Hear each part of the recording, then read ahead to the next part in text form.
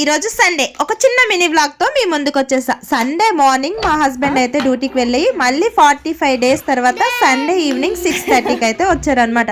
ఇంకా మా పిల్లలు అయితే హ్యాపీనెస్కి హద్దులు లేవు, అసలు ఫుల్ హ్యాపీ అనమాట. ఎందుకంటే చాలా రోజుల తర్వాత వాళ్ళ డాడీ వచ్చారని. ఇంకా వాళ్ళ డాడీ రావడంతో మా రిషి అయితే పిచ్చి కోరికలన్నీ అడుగుతూ ఉంటుంది, స్టేషనరీ తీసుకొచ్చావా అది తీసుకొచ్చావా అని.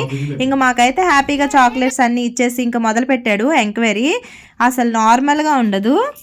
పిల్లలు గిఫ్ట్స్ ఇస్తున్నారే కానీ అందులో ఏం లేవని నాకు తెలుసు. ఇంకా వాళ్ళ డాడీ అయితే ఓపెన్ చేసి ఇంకా అన్నీ అబ్జర్వ్ చేస్తూ ఉన్నాడు అనమాట. వాళ్ళతో మాట్లాడుతూ నన్ను మా పిల్లల్ని అలా చూస్తూ ఉన్నాడు.